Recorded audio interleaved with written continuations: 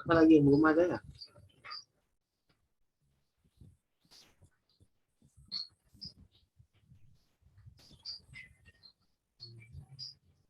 Itu satu lagi.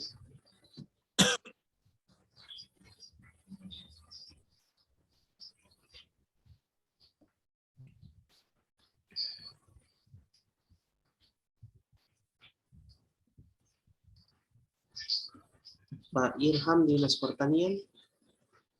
Iya, Pak. Irham, ada? Iya, saya. Apa yang belum ada kan? 3/9.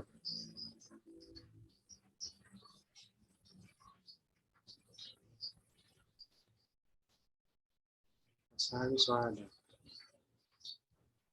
Hansang Rini siapa ya?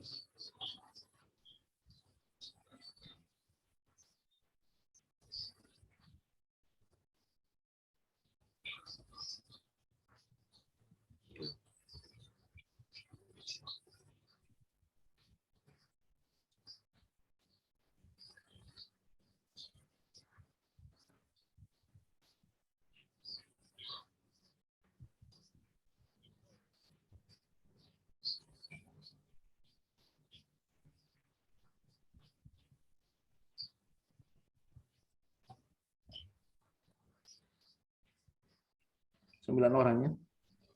10 kita, Pak. Oh, sebelum. Iya, satu ini kayaknya belum masuk ini. Siapa itu? Apa yang belum masuk ini, teman-teman? Yang ini siapa? Yang ada bendera. Stella kayaknya yang belum masuk. Coba telepon.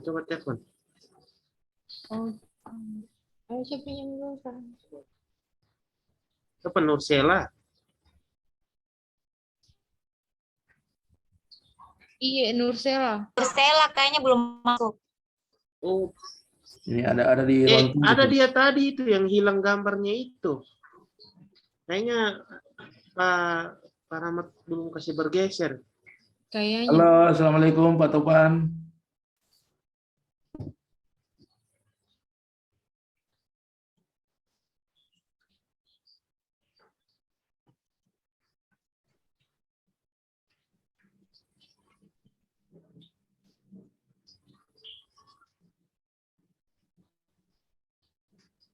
Terus.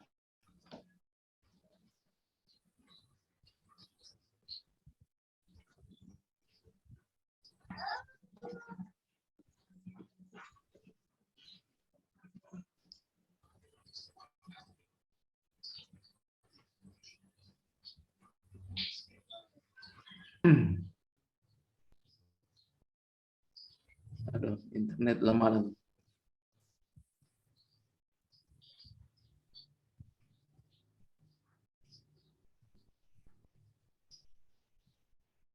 Oke. Sudah cukup ini, Pak Ketua?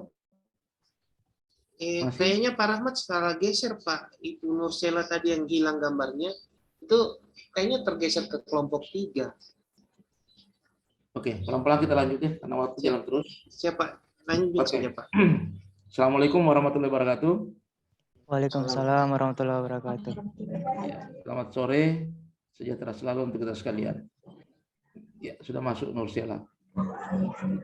Alhamdulillah, puji syukur waktu kita atur nama kepada Maha Kuasa. Nah, pada hari ini kita jumpa perdana ya. Jumpa perdana untuk agenda 1 Angkatan 118 kelompok 2 Kabupaten Bol. Ya. Baik, kita ketemu dalam agenda 1, 2 kali pertemuan. Pertama ini 3JP, kalau tidak salah tanggal 17 ya. Di jadwal Pak Ketua di mana? Tanggal 17 atau 19? 17 lagi, Pak. Ya. Tanggal 17 lagi Ya. Di jadwal itu sore, kita usahakan jam 1:30 saja. Soalnya kalau saya sore jam 4 sampai jam 6, so galap jalan itu kalau di TTG. So hujan deras. Jangan-jangan terpeleset saya jatuh di got. Nah, baik kayak ini tuh, masih ada pelajaran di sebelah, saya kasih tugas dia, nah, baru saya lari. Tanggal 17 itu masih ada materi saya, kasih tugas 2 orang, baru kita lari. Oke, baik teman sekalian, Bapak Ibu, anakku sekalian, mengawali pertemuan ini, saya ingin perkenalan, boleh? Boleh. Boleh, Pak. Boleh, Pak. Saling mengenal kita. Ya, Pak. Nah, Ya. jadi, putar-putar nih. Ya, kita tunggu dulu. Ini kelemahannya juga kalau daerah signal. Ya, kita akan belajar bersama dalam sikap perilaku bela negara. Ya, coba lihat. Sama coba perkenalan dulu, saya share screen. Ya. Iya.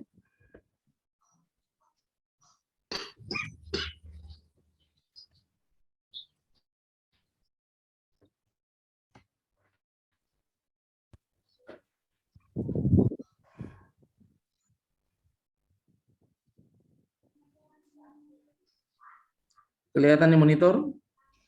Iya, Pak. Kelihatan, Pak. Iya. Iya. Perkenalan ini, ya, nama saya sederhana. Ya, Mukhtar ya. Mukhtar. Mike, ini Forum Charlie, Hotel Tango Alfa Romeo. Jadi pendek saya namanya. Kemudian saya sama dengan teman tadi, Pak Rahmat, dan teman-teman evaluator lainnya adalah pegawai pada BPSDM Provinsi Sulawesi Tengah. Tempatnya di Jalan Es Parman, nomor 67 Palu. Alamat, kalau dulu di KTP BTN Petobo, nomor 2, nomor 12, nomor 2. Ya, karena sempat dulu gempa tahun 2018, ya, makanya OPA Berlang Buana sempat menjadi kontraktor 1 tahun. Maksudnya kontraktor ini tor orang kontrak, jadi orang yang kontrak. Nah, sekarang tinggal di sini, BTN Kelapa Gading, nomor 279 Karangja-Lembah. Nomor handphone saya itu 0852 411 31165. Yang satu itu iya, ada beberapa nomor handphone saya, nomor WA, tapi yang umum 0852 ini. 0811 juga boleh. Ini mungkin menjadi penting bagi teman-teman yang bisa mau konsultasi, diskusi, kemudian mau yang ada mungkin bimbingan saya, enggak tahu kelompok berapa. Nah, kalau saya tidak salah menurut IBM saya ada bimbingan di 118 dan 120. Ya, kira-kira seperti itu. Nah, saya mau kenal juga teman-teman. Kenal juga teman-teman. Teman-teman perkenalan ya cukup nama, kemudian asal instansi atau dan alamat, kemudian daerah asal. Maksudnya daerah asal itu siapa tahu bukan orang Buol. Gitu. Status. Nah, ini status penting. Saya tahu Muhammad Ilham ini Bapak Ilham atau Yang Ilham misalnya. Ya. Kita mulai dari Muhammad Ilham. Silakan perkenalannya. Siap, Pak. Assalamualaikum warahmatullahi wabarakatuh. Waalaikumsalam warahmatullahi wabarakatuh. Perkenalkan, nama saya Muhammad Ilham. Saya dari Toli-Toli. Saya di instansi Dinas Ketahanan Pangan dan Pertanian. Terus alamat saya sekarang di Jalan Leok 2. Tapi tepatnya di Rusunawa. Ya, sekian, terima kasih. Status Ilham? Status sudah menikah, Pak. Berarti Bapak Ilham ya? Iya, Pak. Terima kasih. Makasih. Iya, makasih. Lanjut, Elvira.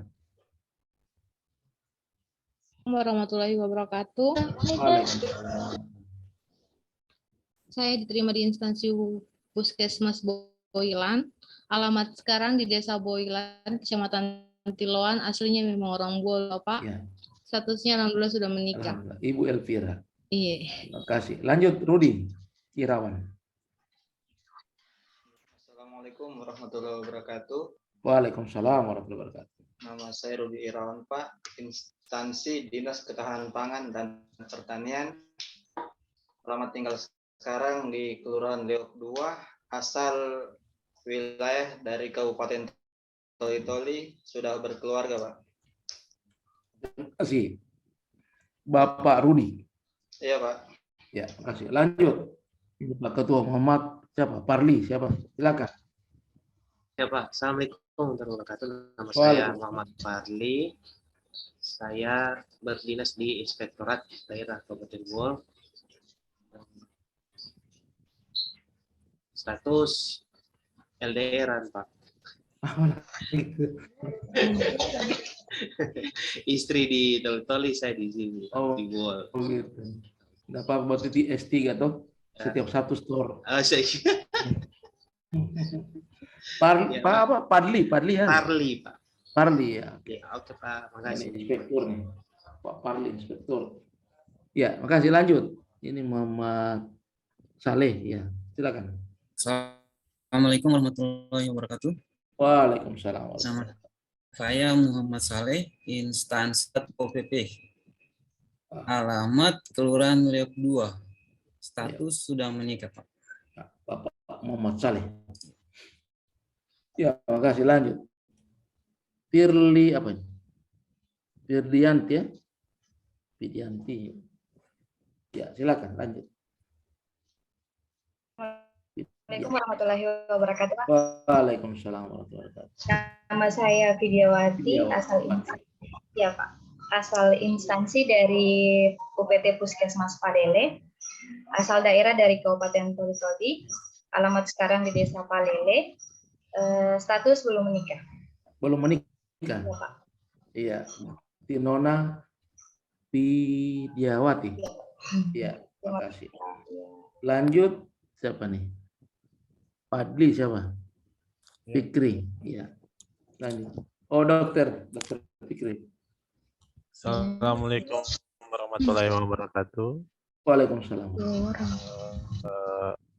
Saya berasal dari instansi UPT Puskesmas Bokat. Ya. Alamat sekarang itu di Kelurahan Leok 2. Asal itu dari Kabupaten Bol, asli orang Bol. Ya. Untuk status Ya, kedengaran Pak Dokter. Status sudah menikah, Pak. Pak Dokter Padli. Ya, makasih. Ya, Lanjut Dewi. Ibu Dewi, silakan. Skip nurse. Perkenalkan, nama saya Dewi Juniarsita, asal dari Kabupaten Buol. Saya diterima di UPT Puskesmas Palele Barat, di Timbulon tepatnya. Alhamdulillah sudah menikah dan punya anak 2. Alhamdulillah. Ibu Dewi. Iya, Pak. Ya, makasih Bu Dewi. Lanjut Dian.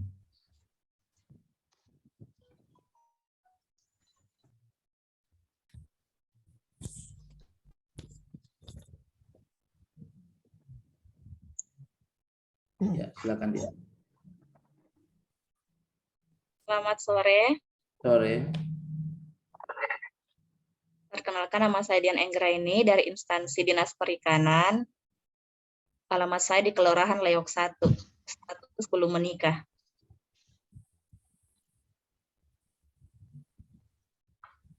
Lalu dia tulis keluarga 2, Dian Enggrayan. Oh, kelompok 2. Saya kira keluarga 2. Iya, makasih Nona Dian. Anggotanya Pak Kapi. Iya. Kafi. Kasih. Lanjut Siap, Nur Bapak. siapa nih? Ya, silakan Ibu Nur. Saya, Pak. Iya, lanjut. Makasih dia. Lanjut. Iya. Assalamualaikum warahmatullahi wabarakatuh. Waalaikumsalam warahmatullahi wabarakatuh. Nama saya Nursela, saya dari instansi UPT Rumah Sakit Umum Mokoyurli. Ya, alamat Kelurahan Leok 2, status belum menikah. Oh, Nona Nur. Saya lah, Pak. Iya, cukup ya 10 orang ya. Iya, makasih banyak. Semuanya kita sudah saling mengenal. Nah, kita masuk ke materi ya. Jadi hari ini kita belajar tentang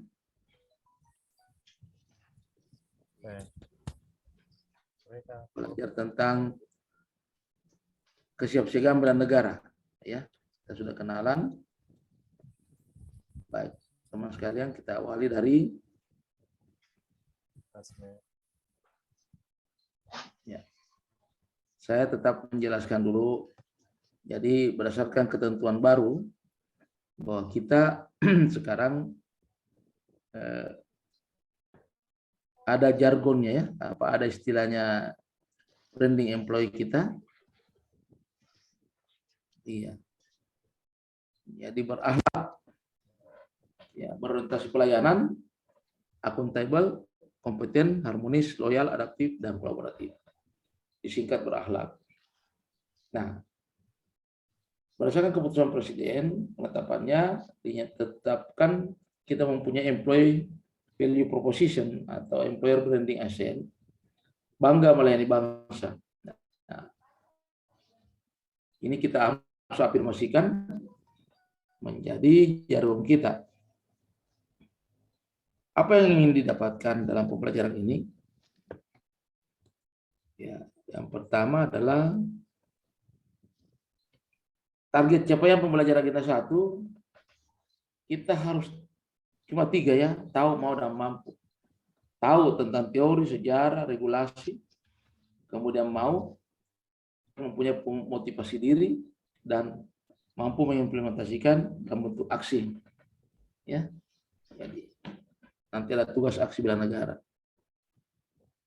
Nah, kalau kita melihat sintetis modul dari sikap perilaku bela negara ini terdiri dari 3 ya, dari 3.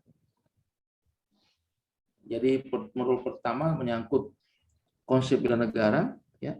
Sikap bela negara itu dilihat dari bagaimana mentaati peraturan perundang-undangan, membina kerukunan, menjaga persatuan kesatuan. Saya kira anak-anakku sekalian sudah tahu, ya, itu tahu karena sudah lulus emosi. Nah, kemudian materinya itu bangsa dan negara, jadi urusan bangsa kebangsaan, kemudian lambang-lambang negara dan hierarki perundangan. Kemudian modul 2 itu tentang perubahan lingkungan strategis, yaitu teknik analisis isu. Ya, tentang kita harus mengenal barangkali apa yang dimaksud analisis isu, apa yang dimaksud isu kontemporer. Jadi ada isu kritikal, kemudian ada teknik analisis isu dan lapisan isu. Di modul 3 ini lebih banyak praktek nanti di klasikal, ya, tentang PBB, tata upacara, keprotokolan, kewaspadaan dini, membangun tim, dan ada api semangat bela negara, cara malam. Nah, kerangka kesatuan bangsa dan negara itu konsep kesiapsiagaan bela negara, kemudian kesiapsiagaan negara dan Latsar CPNS. Yang dituntut sebagai peserta Latsar itu kita harus mampu memiliki kemampuan awal kesiapsiagaan, kesehatan jasmani, kesiapsiagaan, kesehatan mental, bagaimana etika, etiket, dan moral, dan kearifan lokal. Ya, nah, itu dituntut kita memiliki kompetensi. Ya, salah satu kompetensi dari Latsar itu adalah menunjukkan sikap perilaku bela negara. Seperti itu. Nah, kemudian teman-teman sekalian, nanti ada tugas, tapi kita bahas dulu, baru kita masuk tugas. Sudah ada dapat dari modul? Sudah didapat di modul? Di Kolabjar sudah ada sempat baca teman-teman tugas dan materi dan tugas? Sudah ada belum?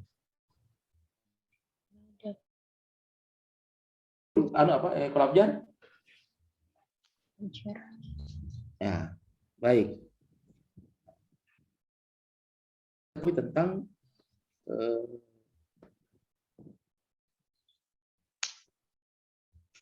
wawasan kebangsaan, ya, Ada yang tahu? Karena ini pendalaman, jadi kita banyak diskusi. Apa yang Anda pahami tentang wawasan kebangsaan?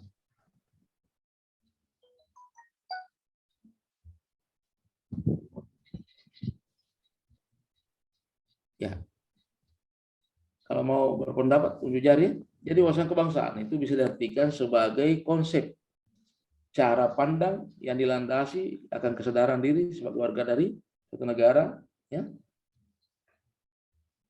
Kemudian bagaimana hubungan dengan lingkungannya dan kehidupan berbangsa bernegara. Bahkan Profesor Muladi pada saat itu sebagai Gubernur Lemhanas menyampaikan bahwa wawasan kebangsaan adalah cara pandang bangsa Indonesia mengenai diri dan lingkungannya, mengutamakan kesatuan dan persatuan wilayah dalam menyelenggarakan kehidupan bermasyarakat dan bernegara. Jadi di negara kita ini ada 4 konsensus dasar. Jadi Bhinneka Tunggal Ika, Undang-Undang 45, NKRI, dan salah satunya adalah landasan filosofisnya adalah Pancasila. Diatur juga dalam teori, Anda sudah pelajari, manajemen pemerintah negara itu mengatur tentang fungsi negara apa? Ya, melindungi segenap bangsa Indonesia kepada Indonesia. Ya, ada di undang-undang. Memajukan kesejahteraan umum, mencerdaskan kehidupan bangsa, ikut melaksanakan ketertiban umum. Sehingga tugas nasional itu negara Indonesia yang merdeka, bersatu, berdaulat dan termakmur. Kalau dulu ada yang disebut lembaga tinggi negara, lembaga tertinggi negara. Kalau sekarang sudah tidak ada, tinggal lembaga negara. Ya, itu yang paling di atas adalah menjiwai, ya, di Undang-Undang Dasar 1945, ya, itu adalah dasar dari segala undang-undang. Ya. Lembaga negara itu ada BPK, DPR, MPR, DPD, EMA, Mahkamah Konstitusi. Ya, kan ada namanya kementerian, ada lembaga non kementerian.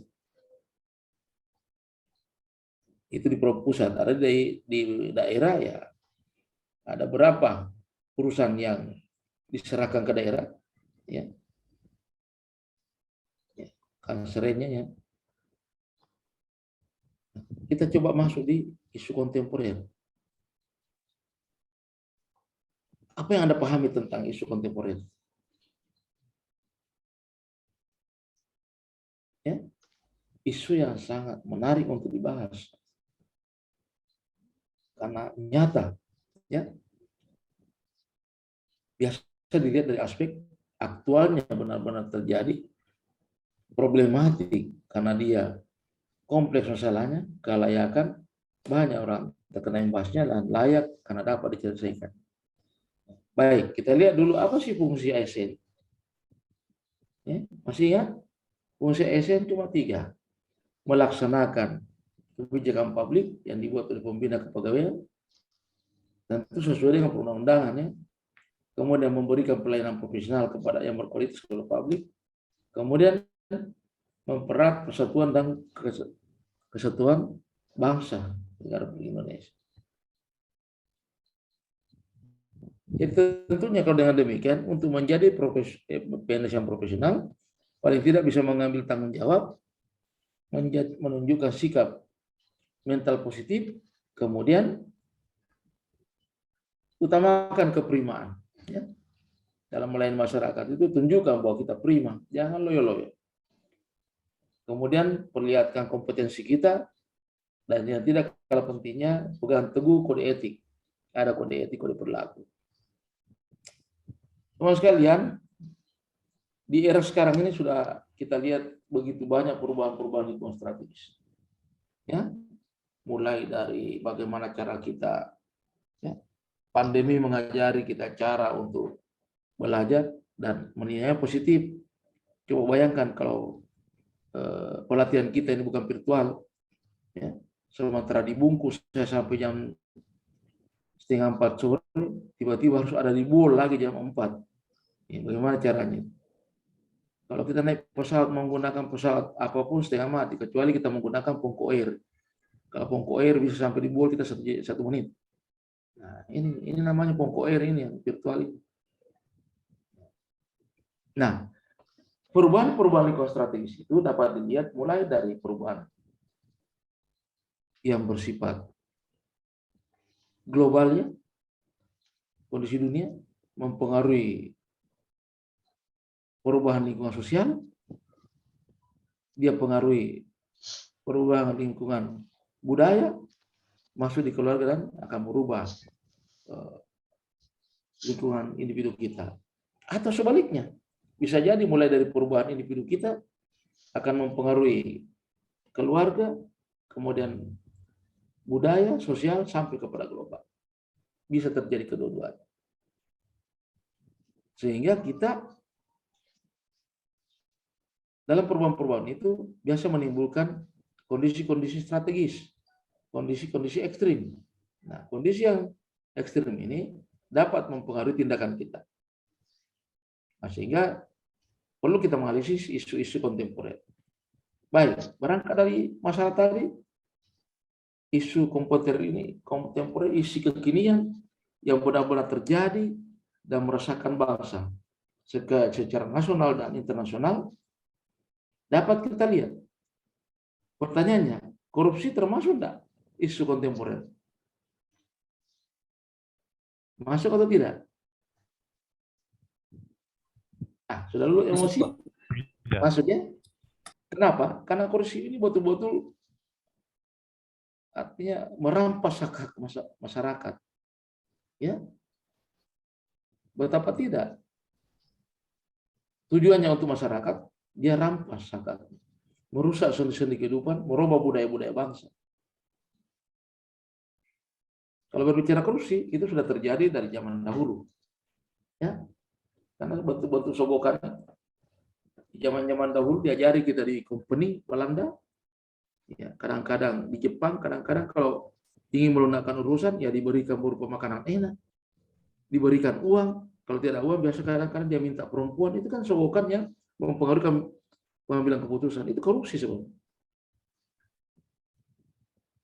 Kemudian, bagaimana halnya dengan narkoba? Apakah dia masuk isu kontemporer? Masuk, Pak. Masuk, iya. Karena narkoba ini kadang-kadang orang mengatakan, kenapa tidak dihilangkan saya narkoba itu? Ya sebenarnya tidak bisa dihilangkan karena itu juga ada hubungannya dengan kepentingan penelitian dan kepentingan kesehatan. Ya kan? Narkoba itu sendiri ada beberapa kelasnya. Kemudian zat aditif. Zat aditif ini juga merupakan isu kontemporer atau bukan? Masuk? Masuk, Pak. Masuk, Pak. Karena kalau tidak masuk, tidak usah dibahas. Kita bicara tentang isu kontemporer. Ya, seperti alkohol, ya. Kemudian anak-anak sekarang banyak ngepoks. Ya, yang paling lemah itu adalah tentang rokok. Tembakau ini kan zat aditif. Biasa kita lihat orang-orang tua kita kalau kecapean, baru merokok, katanya hilang rasa capek. Cuma kenapa dilarang? Karena dapat merusak ya, lingkungan, kehidupan anak-anak, lingkungan pasif. Pernah diwawancara itu keluarganya Haji Sampurno.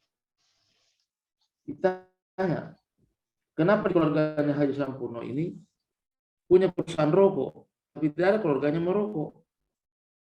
Dia jawab enteng saja katanya. Rokok itu diperuntukkan untuk orang-orang buta huruf, dia bilang.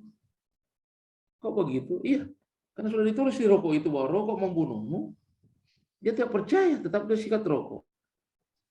Makanya sekarang ini, kenapa banyak orang tidak pakai masker? Ya dapat diduga bahwa kalau hanya dibilang COVID bisa membunuhmu, berbahaya, tidak apa-apa itu, cuma bisa. Sedangkan rokok jelas-jelas dibilang rokok membunuhmu, dia merokok. Ya, jadi orang Indonesia berani ya, tidak takut dengan COVID, jangankan COVID, rokok saja dia tidak takut. Nah, ngepoks di waktu saya kecil itu, box itu dipakai balem sepeda kalau bocor. Anak sekarang disap-isap. Nah, nggak tahu juga. Ya, jadi banyak untuk kepentingan lain, jadi sehingga tidak bisa dibuang. Sehingga ada ketentuan-ketentuan tentang larangan, tentang penggunaan narkoba, Ya, ini sekarang lagi gencar-gencarnya sosialisasi. Kemudian terorisme dan radikalisme masuk enggak? Masuk. Masuk, Pak. Karena terorisme ini ya yang namanya teror, kalau sudah pakai isme berarti sesuatu yang selalu merongrong, ya, membuat orang tidak nyaman, mengancam. Radikalisme ada pemikiran mendalam, ya. Pemerintah sudah punya cara kesiapsiagaan nasional, bagaimana memberdayakan masyarakat, meningkatkan kemampuan aparatur, perlindungan dan peningkatan sarana prasarana sampai kepada pengembangan kajian terorisme.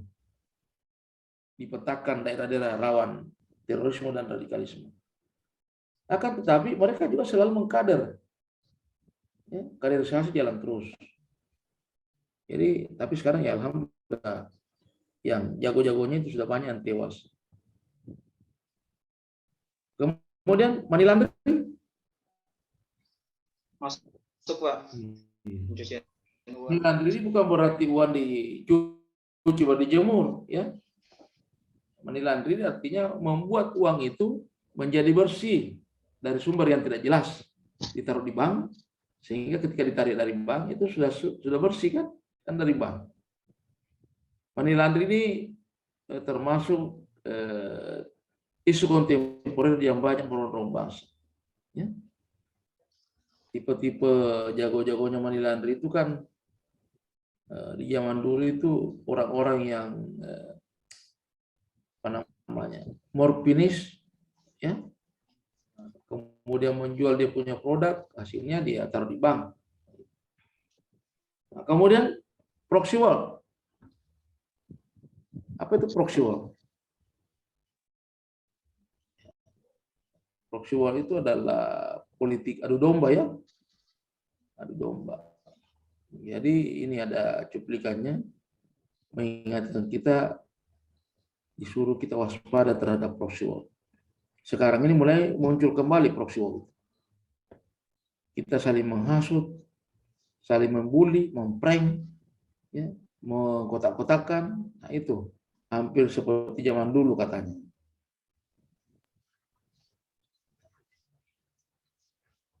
Ini proxy war seperti ini.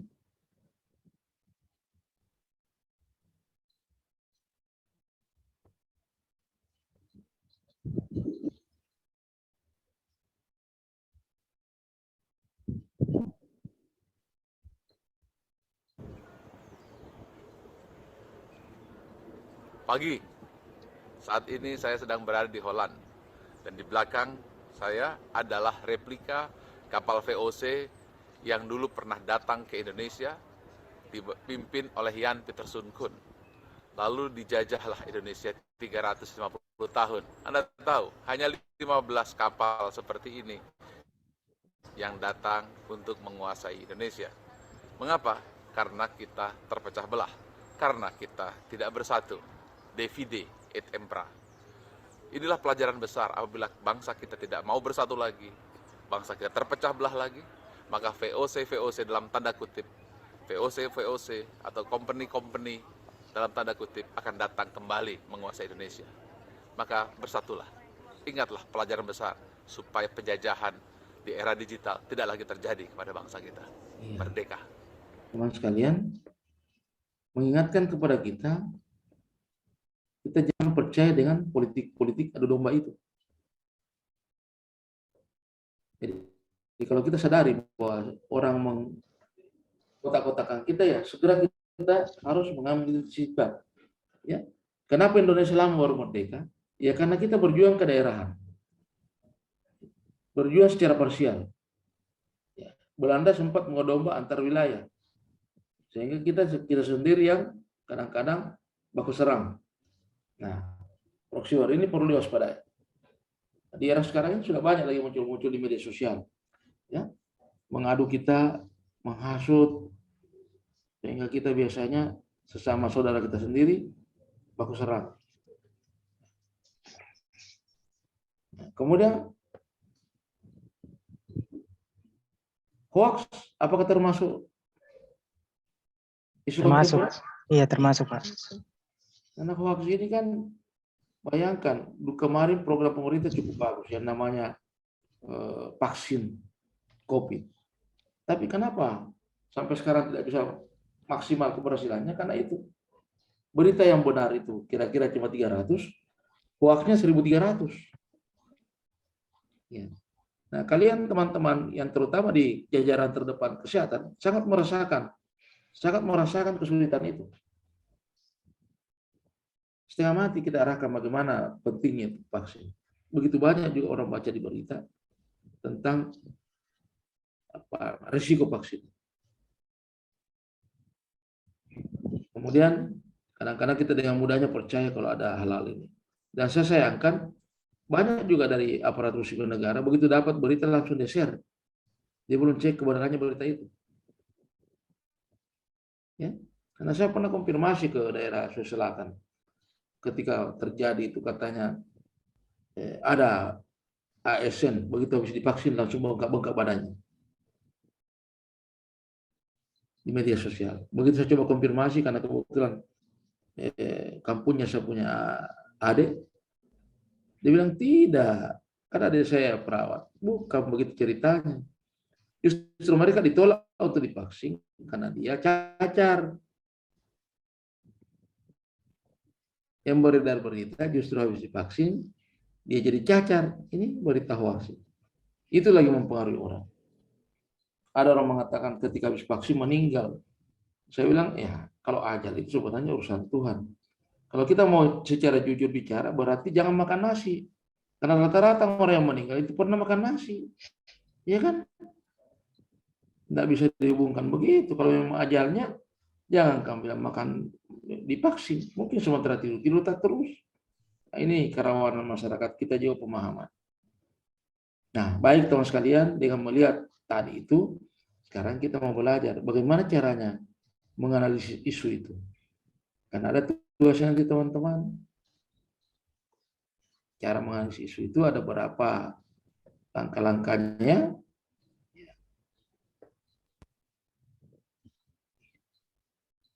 Ya, yang pertama, ya, teknik analisis isu. Analisis isu itu adalah ya. Nah, ini slide ini diperuntukkan untuk teman-teman yang tidak paham bahasa Indonesia. Nah, jadi isu kritikal secara umum terbagi atas 3 kelompok. Ada namanya current issue.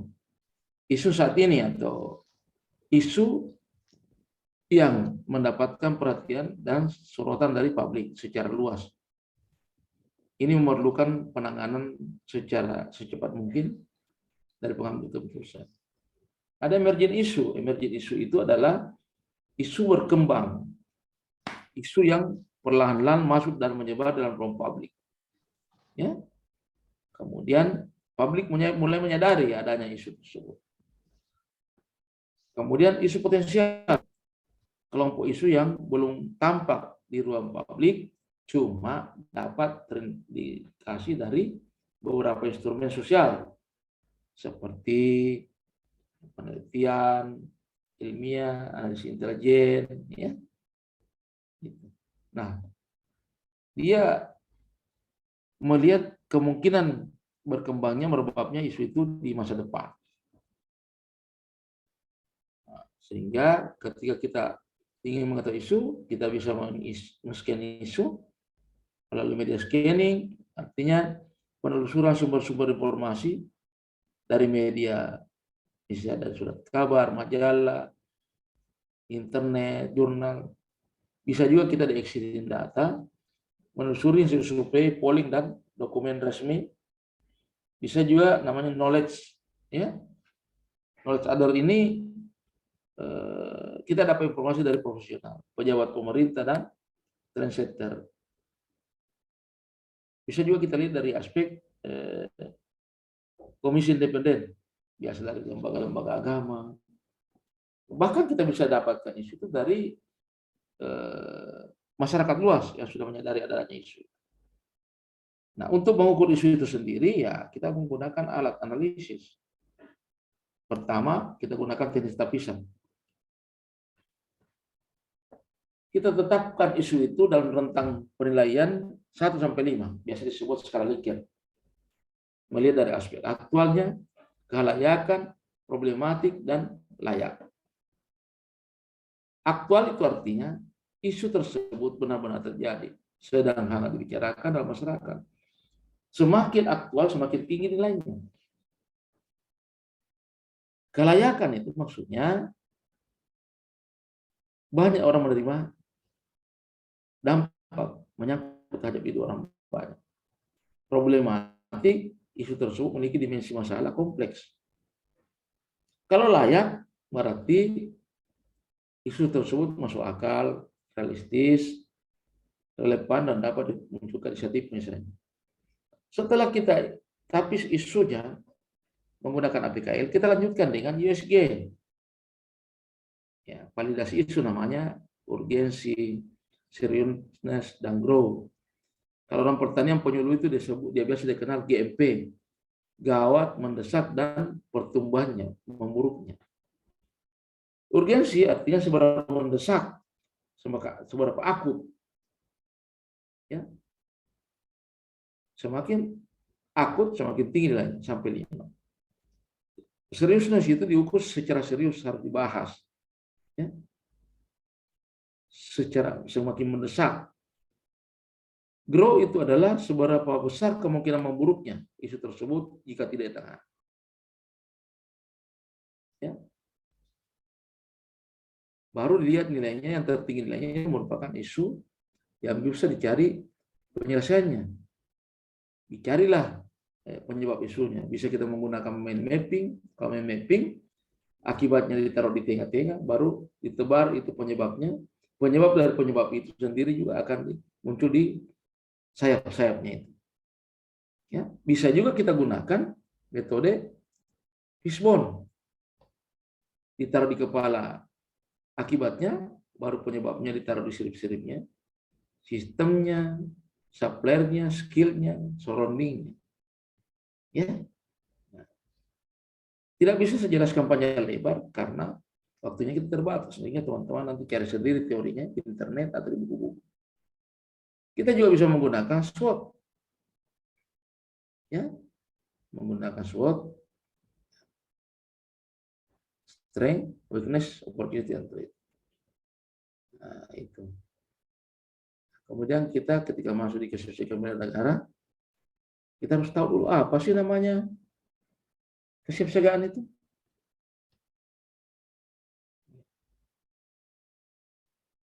Apa yang dimaksud kesiapsiagaan? Ada teman-teman masih ingat?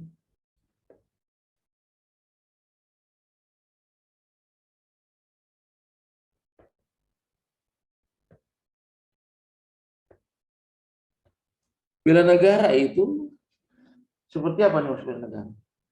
Tekad, sikap, perilaku, serta tindakan warga negara baik secara perorangan maupun kolektif. Dalam rangka apa? Menjaga kedaulatan negaranya, keutuhan wilayah, keselamatan bangsa negara, dijiwai oleh kecintanya kepada negara kesatuan Republik Indonesia berdasarkan Pancasila dan Undang-Undang Dasar Negara Republik Indonesia tahun 1945. Untuk apa? Dalam menjamin kelangsungan hidup bangsa Indonesia dan negara dari berbagai ancaman. Sehingga setiap warga negara wajib ikut bela negara. Ya, bukan cuma TNI dan Polri yang wajib bela negara, semua orang harus wajib. Ini diatur dalam Undang-Undang 23 tahun 2019 tentang pengelolaan sumber daya nasional untuk pertahanan negara. Sehingga ada namanya aksi bela negara, aksi nasional. Nah, teman-teman sekalian, ada 5 nilai bela negara. Pertama, kita tanah air. Ya. Kedua, sadar berbangsa dan bernegara. Ketiga, setia kepada Pancasila dan ideologi negara. Keempat, rela berkorban untuk bangsa dan negara. Dan yang kelima, mempunyai kemampuan awal bela negara. Gitu ya? Oke. Nah, kalau demikian, kita sudah tahu. Sekarang kita mau kembali melihat apa sih tugasnya kita. Sudah lihat tugas di Kolabjar? Lihat tidak? Teman sekalian sudah lihat? Masih kosong, Pak. Nah, ini mungkin masih kesulitan nanti panitia untuk membuatnya, tapi nanti saya akan kirim. Saya sudah kirimkan itu kemarin. Saya tidak bisa buka Collabjar karena saya berada di daerah yang krisis signal.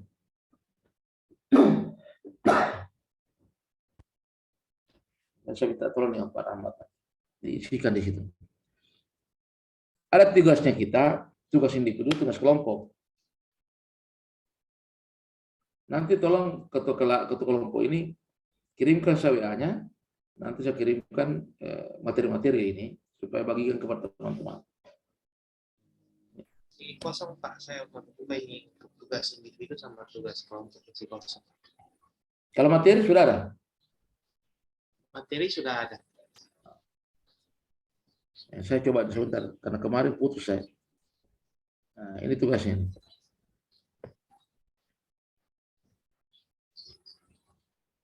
Ya.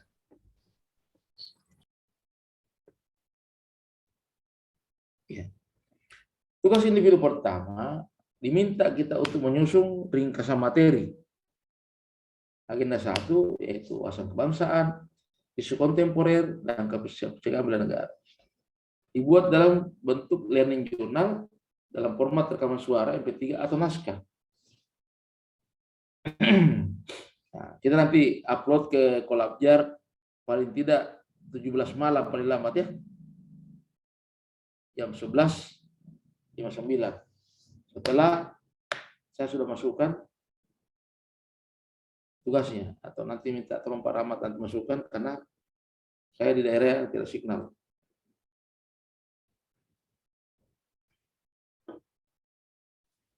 Tugas kelompok, nah ini tugas kelompok, harus ada kelompoknya dulu. Diminta kamu membuat video visualisasi bangsa.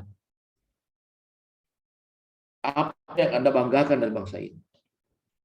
Berikan narasi, tunjukkan hal-hal tertentu yang Anda anggap suatu hal yang menurut bangsa kita. Diupload juga ke Lemnis Collabjar pada sesi paling lambat sesi terakhir 7 malam. Karena tugas kelompok ini akan kita presentasikan dulu. Pada tanggal 17 siang itu kita presentasi. Ya. Kita 10 orang dibagi lagi 2 kelompok kecil. Jadi kelompok 2 sub kelompok 1 dan kelompok 2 sub kelompok 2. Mempresentasikan tugas ini. Mau foto boleh. Silakan dipoto dulu, baru saya pindah. Ya. Tugas kelompok 2. Tugas individu dulu. Diminta kita membuat analisis isu instansi. Tentu kalau analisis isu instansi ini, kita menggunakan alat analisis. Ya, PKL, USG, dan Fishbone. Identifikasi dulu isu. Ya, paling tidak 3 isu. Kemudian dilihat yang tertinggi. Kita buat lagi validasi isu USG, masukkan semua nilai-nilai, masukkan semua isu itu, kita identifikasi nilai tertinggi itu dari isu itu, baru kita coba buat analisis penyebab isu menggunakan Fishbone atau mind map. Ya. Habis itu dibuat rencana solusinya, strategi, masukkan dalam Collabjar. Tugas kelompok hampir sama. Cuma kalau individu, analisis isu instansi. Kalau kelompok, isu kontemporer. Yang ada di wilayah kita. Isu kontemporer yang ada di wilayah Kabupaten Bol. Ya, sudah kita lihat tadi apa semua yang masuk isu kontemporer. Kemudian, analisis berdasarkan alat analisis, seperti yang di atas tadi, sampai kepada APKL, USG, dan bisa kita gunakan SWOT, TOS, mind map, atau Fishbone. Itu juga diupload di hari terakhir dari pertemuan kita, malamnya. Jadi 17 malam, jam 11.59. Ketiga, isu individu diminta kita membuat rencana aksi bela negara. Ya. Caranya ini formatnya.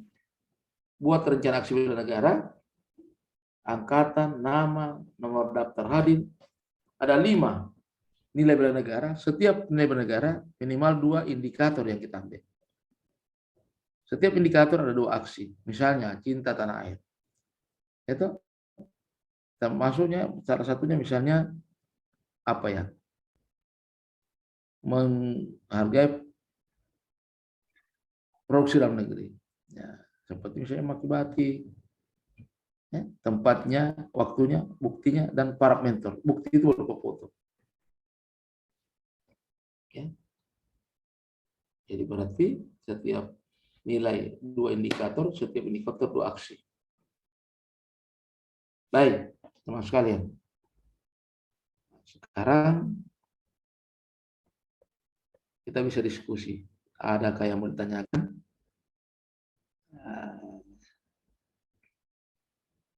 Kira-kira mau ditanyakan. Kalau belum bisa terbuka di Kolabjar, nanti Pak Ketua kirim saya WA saya, baru saya kirimkan file-file materinya dan tugasnya. Di dalam materi ini sudah tugas. Ada yang mau ditanyakan?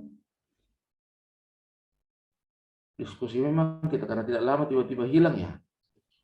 HP-nya Pak. Iya, silakan. HP-nya Pak. Bagaimana? 0852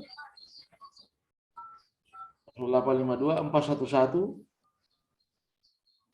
311 65. 0852 411 311 65. Saya kirimkan filenya. Teman-teman pelajari tugas-tugasnya, siapkan memang. Begitu terbuka Kolabjar, kita masukkan pada tanggal 17 malam. Tapi 17 pagi, paling tidak 17 siang itu jam 13.30 kita pemaparan.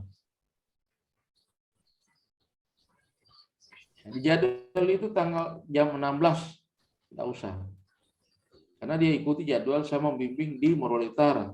Padahal bimbingan saya itu, saya cicil tiap malam sama membimbing, seperti ada bimbingan tanggal 17 itu. Tinggal penandatanganan pagi, habis itu ya. Bagaimana caranya kalau kita membimbing tanggal-tanggal seperti itu baru besok sudah ujian. Ya. 17, 19 itu sudah selesai.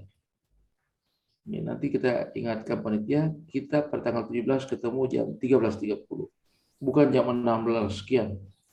Karena biasanya di daerah sana kalau sudah hujan deras, mati lampu, tiada signal sama sekali. Biar kita mau cari di mana signal tiada. Jadi biasanya siang-siang jam 1:30 itu masih bagus.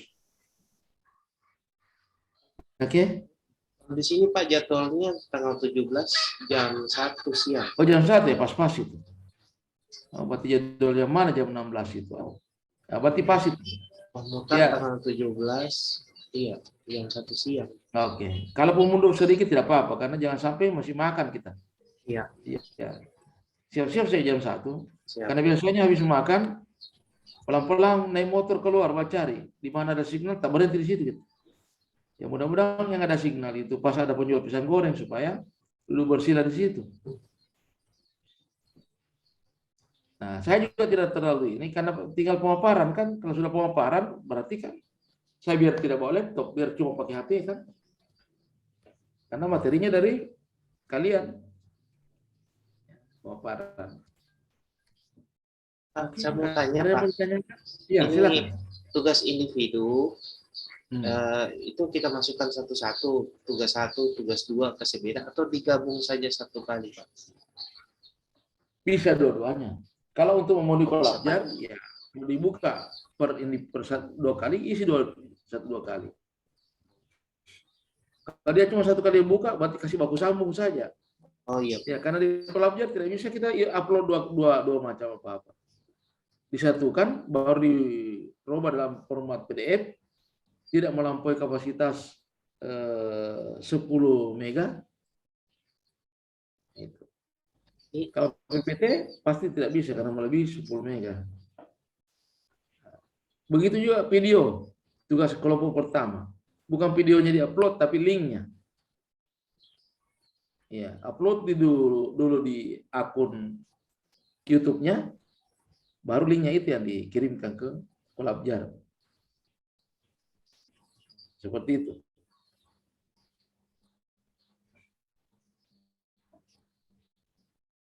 Bagaimana teman sekalian?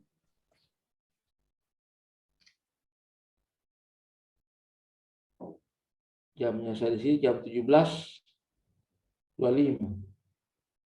Kalau ada yang mau ditanyakan silakan. Kalau tidak ada ya bisa pelan-pelan membuat tugas dan saya tunggu-tunggu ini Pak Ketua. Masuk ya. Apa ini? Oh.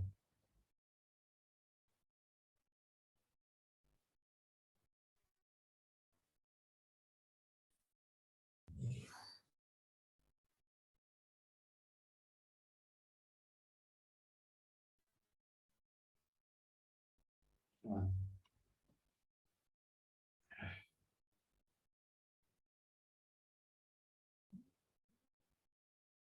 Silakan kalau ada yang bertanyakan. Izin bertanya, Pak. Ya. Assalamualaikum warahmatullahi wabarakatuh. Waalaikumsalam warahmatullahi wabarakatuh. Saya ingin bertanya, Pak, bagaimana cara membentengi diri ketika mendapatkan isu-isu politik? Apalagi perihal perbedaan yang ingin kita pilih, Pak. Terima kasih. Oke. Makasih. Siapa nih? Ilham. Iya, Pak. Ilham. Nah, Ilham. Apalagi Ilham ini di pertanian ya, ketampangan. Iya, Pak. Teknik apa ini Ilham? Sarjana teknik apa? Teknik mesin. Teknik mesin. Iya. Mekanisasi berarti ya. Iya. Jadi kalian kan memang banyak berhubungan dengan lapangan. Ya, memang salah satu hal yang jadi target yang bisa mengembangkan keinginan-keinginan politik. Tapi yang pasti ASN itu tidak boleh terlibat atau tidak boleh terlibat dalam intervensi politik. Untuk menjadi ASN yang profesional, paling tidak memiliki 3 kekuatan. Bebas dari intervensi politik, bebas dari KKN, kemudian mampu mengambil keputusan jika terjadi konflik kepentingan. Dalam hal apa? 3 fungsinya. Ya. Pelaksana kebijakan publik, pelayan profesional publik, dan perekat pemersatu bangsa. Dengan isu yang dengan statement yang ketiga ini, perekat pemersatu bangsa, tidak boleh sama sekali kita terlibat politik. Pertanyaannya bagaimana membentengi diri? Saya kira masing-masing punya cara. Ya. Saya juga pernah, karena saya punya terus terang, saya punya teman-teman ini, rata-rata kalau bukan pejabat, publik, tokoh politik. Ya karena umurnya memang umur-umur begini. Di kampus itu rata-rata kalau di kampus swasta, bermain politik orang. Ya tinggal strategi. Suatu ketika saya pulang dari Makassar, dari Jakarta sehingga di Makassar di bandara, ketemu teman-teman di situ. Yang pasti teman-teman jangan terlibat bukti. Intinya itu. Kalau dibilang tidak ada pilihan, tidak betul. Pasti ada pilihan. Tapi jangan terlibat bukti. Jadi ketika teman-teman ada ketua KPU, ada Bawaslu, ada ketua partai politik, berdiri di kursi itu, pas saya lewat langsung ditangkap. Halo Pak Dokter, mari. Sudah lama tidak ketemu. Dia apit di tengah. Saya berpikir, saya dalam keadaan bahaya. Bahayanya apa? Ketika dipoto, orang bisa mengartikan lain foto itu. Sebelum mereka keluarkan kameranya dengan handphonenya, saya tiba-tiba langsung ada saya sakit perut. Sabar, tunggu dulu situ. Saya ke kamar mandi. Saya tenting saya punya laptop. Koper di situ, kasih biar. Lamanya saya di kamar mandi, sempat saya singgah makan super mie di sampingnya kamar mandi itu di bandara. Sambil saya intip, waduh, belum berdiri doang. Begitu ada pengumuman, para penumpang penerbangan sekian bla bla bla, oh sudah kita punya nomor yang dipanggil. Belum separapat. Begitu mereka mulai berdiri, baru saya bilang, aduh, baru enak perutku. Kenapa? Saya hindari kamera itu. Ya, ketika Anda terdapat sudah fotonya, itu kan sudah gampang dimainkan. dan tidak ada kompromi ketika terbukti undang-undang ASN akan bertindak. Hindari itu. Siapa bilang tidak bisa saling mendukung? Ada orang kadang-kadang suami istri. Suaminya partai politik, istrinya dari dinas. Tidak mungkin tidak saling mendukung, tapi tidak ada bukti. Ya, ingat, hukum itu pembuktian. Hukum tidak berbicara kebenaran. Sekalipun Anda benar, kalau Anda tidak bisa buktikan, maka Anda tidak benar. Sebaliknya, sekalipun Anda salah, kalau tidak bukti, Anda tidak salah. Bisa dimaknai bahasa saya? Ya kan? Iya, Pak. Nah, kebetulan Opa juga ini selain profesi PNS, Opa juga lawyer. Saya banyak menghadapi pendampingan begitu. Jadi hindari bukti. Ketika Anda menghindari bukti, berarti sudah mengamankan diri salah satu aspek. Ya. Kalau kita mau jadi ASN-nya sejati, ya jangan lakukan yang bertentangan. Tipnya tadi ada 3 kita miliki. Tidak terbebas dari intervensi politik, bebas dari KKN, dan mampu memilih mengambil keputusan ketika terjadi konflik kepentingan. Konflik kepentingan itu adalah keuangan dan non-keuangan. Buka apa artinya konflik kepentingan. Kemudian dalam rangka menjalankan tugas sebagai fungsi ASN. Pelaksana kebijakan publik, pelayan publik, dan apa lagi? Perekat pemersatu bangsa. Memang enak dibilang, tapi susah dilakukan. Masing-masing punya cara. Saya tidak perlu ajari. Jadi makanya saya sekarang sudah tahapan pemilu sudah jalan. Dan di mana-mana teman saya ada undang biasa, acara senam, mulai ada tokoh politik masuk. Pola-pola saya mundur, tak hilang. Karena susah dipungkiri. Kenapa? Kebetulan di Jantung Sehat saya kepala bidang pengembangan. Nah, ketua umumnya kan salah satu tokoh politik. Jadi ketika mau foto orang, saya ambil kamera, saya foto Bapak. Dia bilang tidak, dengan Pak Dokter foto, saya tunggu sebentar. Saya foto Bapak. Ya, baru saya menghilang. Paling tidak kalau kamera saya dipakai kan saya bisa hapus. Biar ada fotonya saya hapus. Itu strategi-strategi. Bukan kita jaim, tapi jangan terlibat bukti. Ya, maaf, mungkin sedikit keluar dari ini, tapi salah satu bagian dari menjadi ASN yang profesional. Oke, ada lagi? Waktu kita masih ada lebih kurang 15-20 menit. Tapi ada mungkin, atau mungkin ada teman-teman lain punya pendapat lain. Boleh, kita siap. Saya bukan ahli satu-satunya di sini. Mungkin teman-teman punya pengalaman. Biasanya CPNS di Buol itu, salah seorang CPNS itu adalah dokter. Lupa dokter siapa? Mantan ketua PKS. Ya. Ada itu dokter di Buol itu. Ada apoteknya tuh, ada apoteknya. Mantan ketua PKS. Jadi matang dia itu tentang politik. Nah, karena hidup ini kan pilihan. Mau jadi profesional, mau jadi politikus, atau mau jadi pengusaha, terserah. Tidak ada yang haram. Cuma harus kita memainkan peranan sesuai dengan keinginan dari organisasi yang kita masuk. Tentu tidak boleh terkait dengan masalah politik praktis. Ada lagi? Kalau saya bisa jawab, saya jawab. Kalau tidak bisa, ya silakan. Mungkin ada pengalaman dari teman-teman. Izin bertanya, Bapak. Ya, monggo. Tadi kan sempat dibahas Bapak tentang teknik penapisan isu. Ya. Nah, di situ ada beberapa teknik yang digunakan. Salah satunya menentukan nilai dengan rentang 1 sampai 5. Ya. Yang saya ingin tanyakan itu Bapak, apakah penetapan nilai tentang masing-masing daripada kriteria itu, misalnya kriteria aktualnya, kelayakannya, problematik, dan kelayakannya itu, kita sendiri yang menentukan atau ada aturan penetapan nilainya Bapak? Oke, makasih. Aturannya tadi semakin aktual, semakin tinggi nilainya.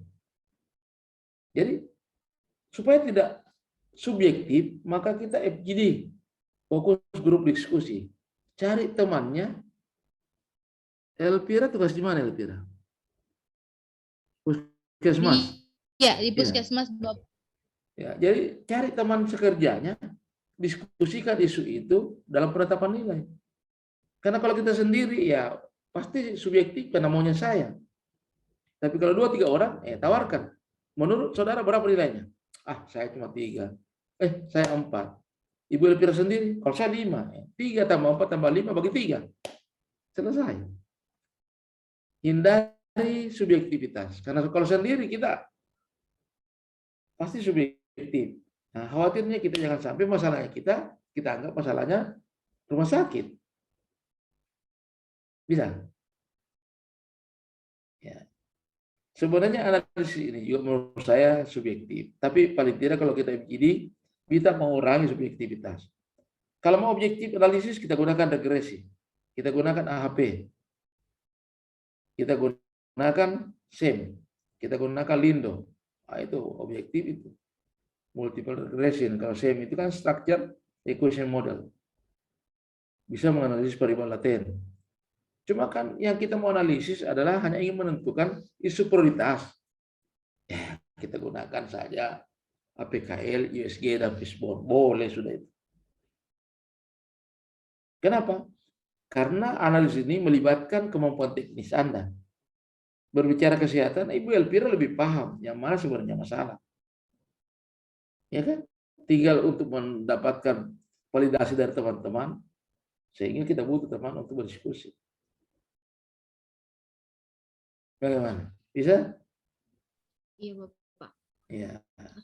Menggunakan angka, jangan kode ya, jangan kode. Karena ada juga kadang-kadang, karena yang Anda tiru adalah yang pakai kode, memenuhi persyaratan, tidak memenuhi persyaratan. Apa itu? Kalau pakai angka, jelas. Yang mana prioritas, yang tertinggi. Saya pernah baca orang tulis, pakai positif, memenuhi persyaratan. Bukan analisis itu. Ya. Siapa tahu ada yang temukan begitu, atau ada yang ajar begitu. Tapi ketika nanti di pendampingan pembimbingan, coach Anda mengarahkan begitu, ya ikuti dia. Saya punya batas untuk memfasilitasi cuma sampai di materi. Tapi kalau bimbingan saya pertyaratkan, tidak boleh menggunakan centang-centang. Pakai angka.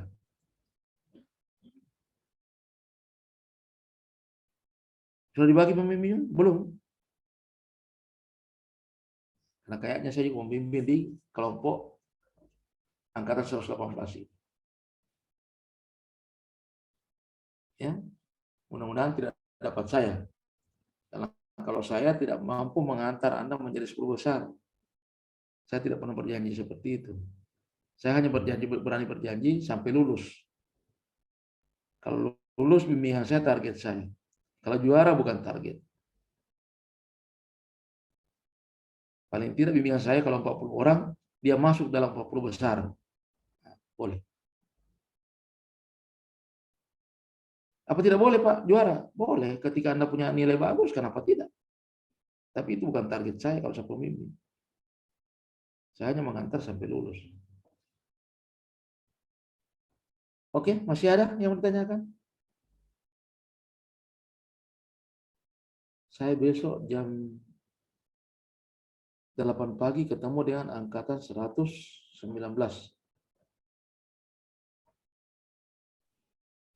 Izin bertanya, Pak.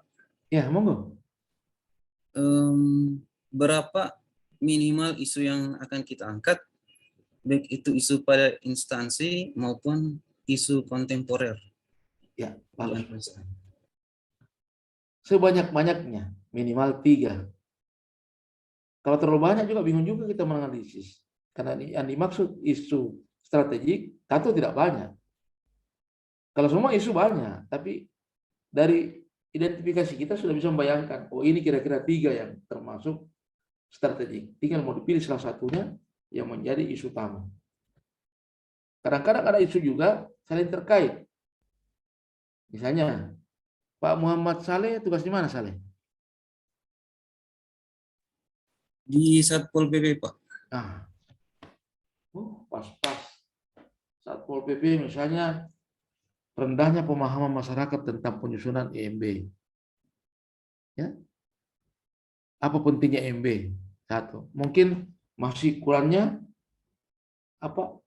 kesadaran masyarakat. sebenarnya kalau kesadaran berat, minat masyarakat untuk atau lemahnya penerapan peraturan tentang apalah kebersihan atau apa lagi. Nah, 3 dipilih salah satunya menggunakan APKL dan USG. Begitu yang terpilih baru kita cari penyebab isunya pakai fishbone atau mind map atau tree analysis. Ya kalau ditanya minimalnya minimal 3. Maksimalnya ya sebanyak-banyaknya, tapi biasanya kalau terlalu banyak bingung juga. Biasanya saya cuma 3 sampai 4 saja. Saya persyaratkan pembimbingan saya. Jangan juga 2. Karena kalau 2 itu ya kadang-kadang tidak objektif karena sempit memilihnya deh. Ya 3 lah. Ya sebaik. Bisa Saleh? Yap. Oke deh. Ada lagi?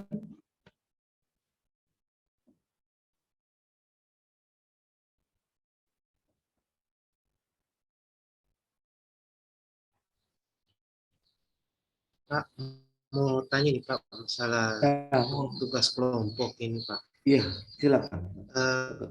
Tadi Bapak bilang dari kelompok 2 ini mau dipecah lagi Pak untuk kelompok kecil. Iya.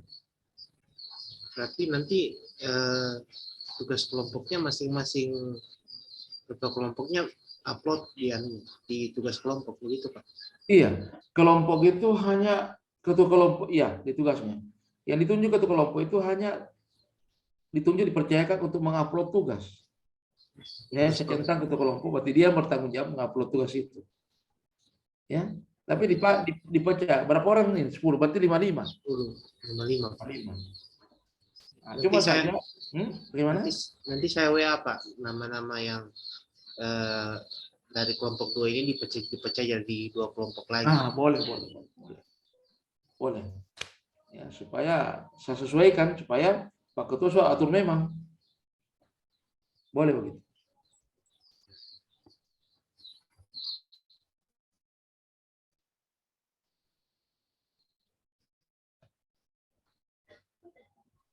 Ya, bagaimana? Masih ada pertanyaan? Ada kode dari masjid di sebelah ini. Biasanya kita dibungkuk di sini kan namanya di sini morwali berjamaah. Langsung mulai bunyi masjid, semua stop orang itu. Ya, keras di sini yang. Jadi nanti masih ada waktunya kita sekitar 10 menit. Kalau menurut reminder ini. Namun kalau sudah teman-teman menganggap sudah selesai ya. Saya mau cek lagi saya punya bimbingan di sebelah. Sampai di mana tugasnya. Itu bagusnya virtual. Bisa kita berada di dunia, di 2 dunia ya. Kalau klasikal tidak kita bimbing kan.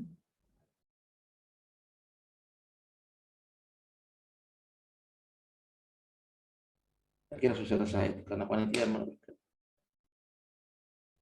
Masih ada? Silakan kalau ada yang tanyakan. Dan teman-teman ketika tiba-tiba nanti hilang, berarti bukan sengaja karena biasanya di sini kalau sore cuaca kurang bagus langsung tak putus. Tadi sempat sekali. Jadi orang bilang lemah signal, kalau saya kuat signal. Bukti kekuatannya bisa dilempar kita. Berarti kuat kan gitu.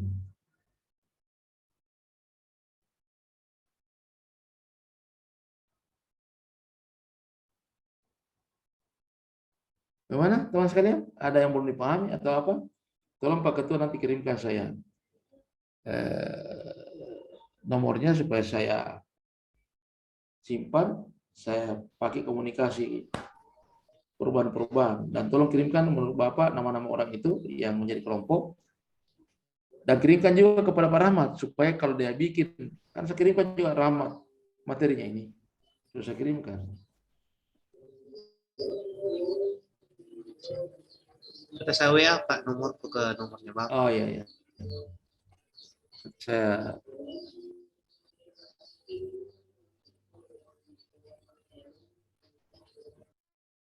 ya. Yang 568 ini Pak. Iya Pak. Apa saya tulis di sini? Saya simpan. Apa? Parli ya? Iya Pak. Angkatan 18 ya? Ya.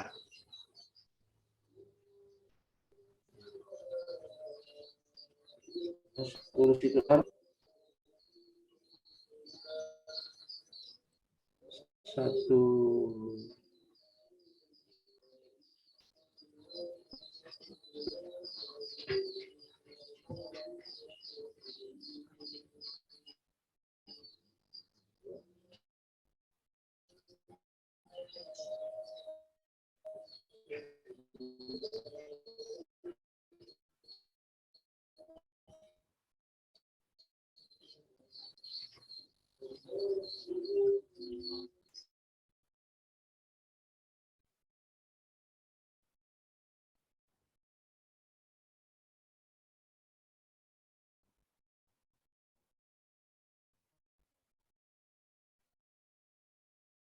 Parli.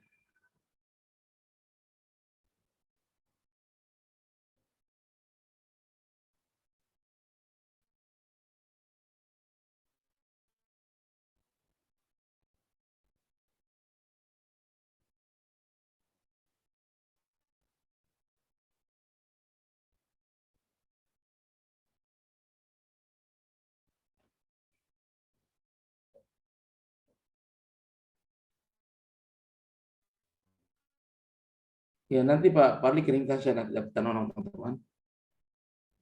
Oke, teman-teman sekalian.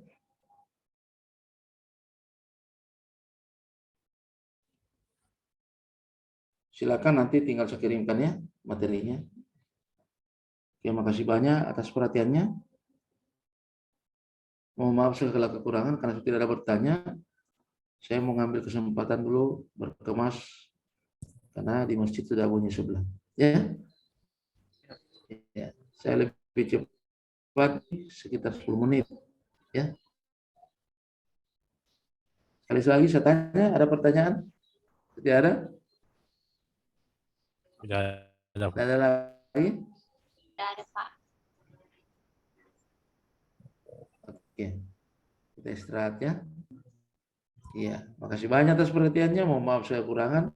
Insya Allah ketemu kita kembali jam tanggal 17 ya. Jam 1, Pak Parli ingatkan saya. Siapa?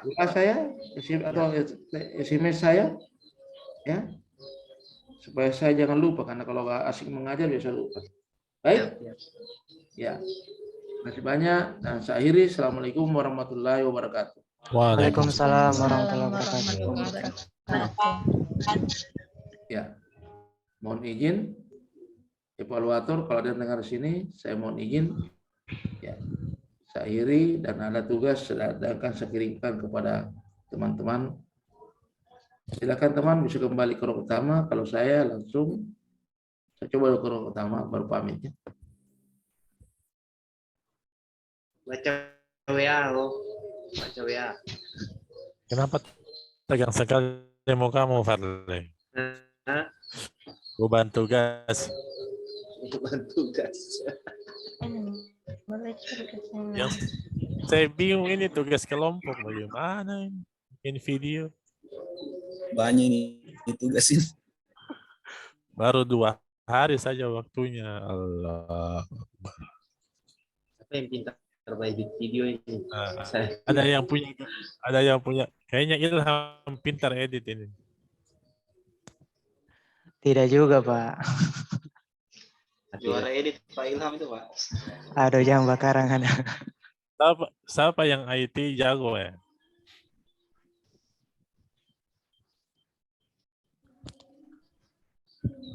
Hanya di stop ini recording lah.